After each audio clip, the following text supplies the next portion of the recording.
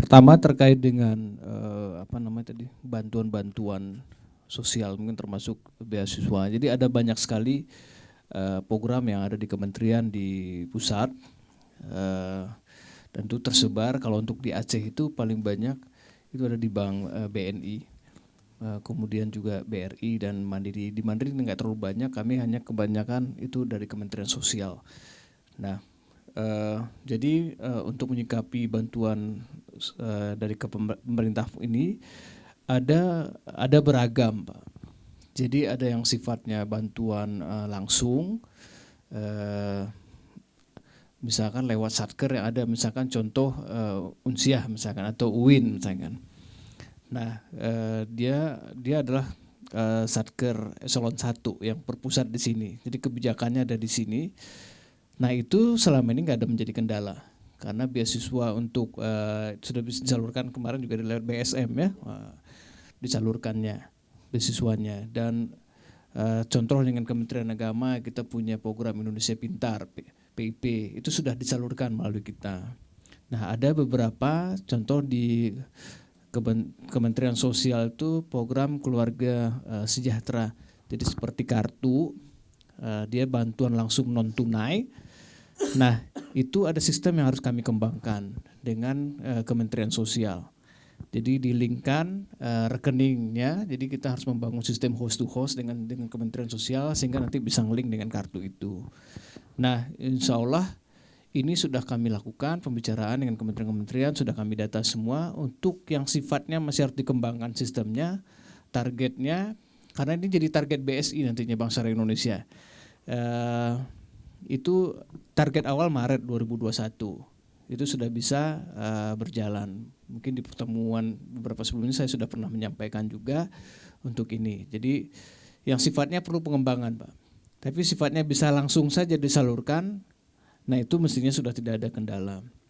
Nah, ada banyak tentu program di kantor pusat, di kementerian pusat, saya nggak hafal semua juga. Jadi kira-kira yang mana yang belum bisa itu bisa disampaikan ke kami. Tapi sepanjang sepengetahuan saya yang sifatnya tadi harus pengembangan di sistem dulu. Jadi dia harus didaftarkan, harus lewat sistem.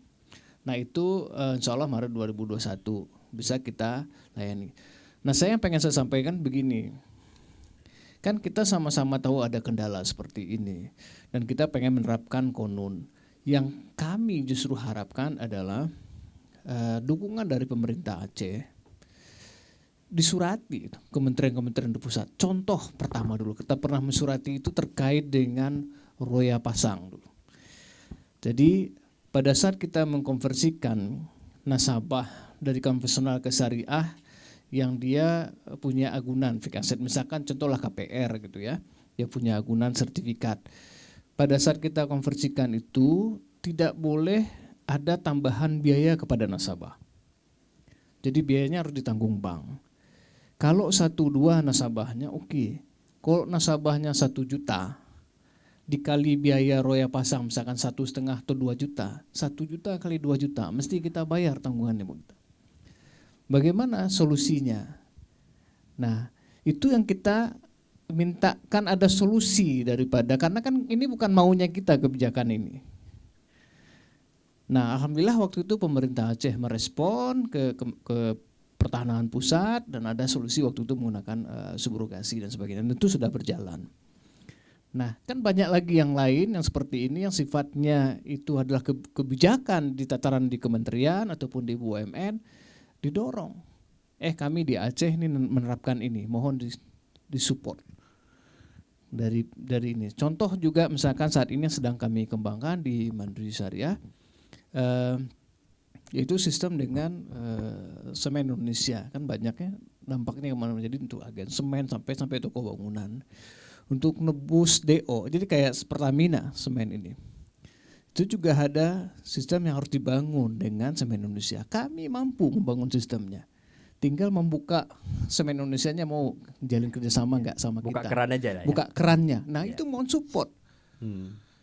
Didorong gitu. Karena mereka punya bisnis di Aceh. Nggak mungkin mereka tinggalkan Aceh. Betul. Mereka punya bisnis di sini. Nah kalau pemerintah ngedorong pasti buka keran. Kita buka keran kita kerjain. Banyak jalan menuju Roma, Ya, Pak. banyak yang menuju Roma. Iya. Jadi seperti itu harusnya diskusi-diskusi ke depan, pengembangan ke depan yang sama-sama kita bangun.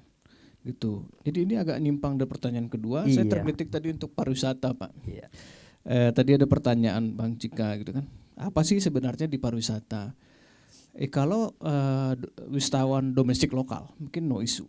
Bagaimana dengan wisatawan dari mancanegara? Apakah dari Asia Tenggara, apakah dari Timur Tengah atau dari Eropa, Amerika segala macam. Pertama yang jadi isu adalah falas. Ya. Kalau mereka bawa mata uangnya dia, bawa dolar, bawa apapun mata uangnya. Bisa nggak Bank Syariah, lembaga keuangan syariah melayani pertukaran falas itu? Sementara selama ini perbankan konvensional bisa. Kalau nggak bisa, kemunduran untuk pariwisata kan begitu kira-kira. Iya. Saya jawab bisa. Insya Allah terjawab. Jadi artinya kita punya layanan money changer di perbankan syariah. Kita juga bisa support money changer yang ada di Aceh. Kalau mau melakukan penukaran sama kita, baik dolar, baik rial misalkan kalau untuk di Timur Tengah dan mata uang yang lain. Nah kemudian juga transaksi non tunai, edisi, mesin edisi. Alhamdulillah kami di Mandiri termasuk di di BRI Syariah.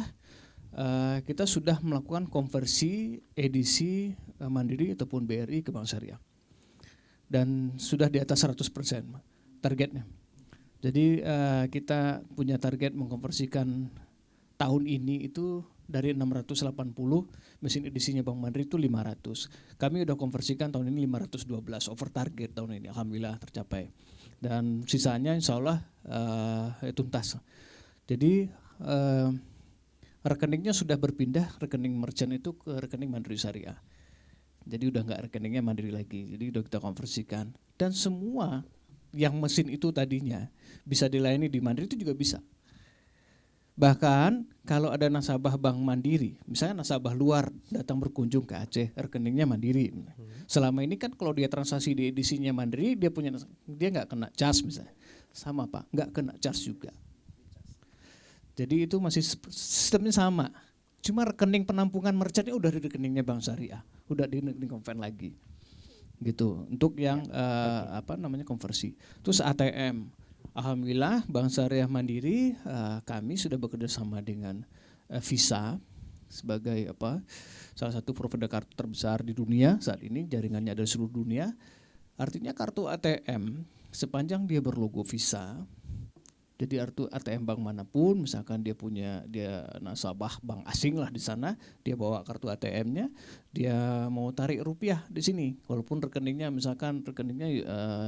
euro misalkan di situ, bisa Pak di ATM, dia tinggal kunjungin ATM. Jadi ada medianya nanti menukar falas, kemudian diedisi, ditransaksi, ataupun dia bertransaksi di ATM.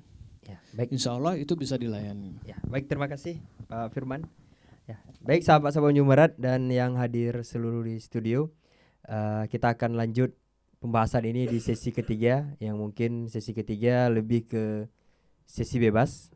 Jadi kita akan lanjut di sesi ketiga, kita break dulu. Terima kasih.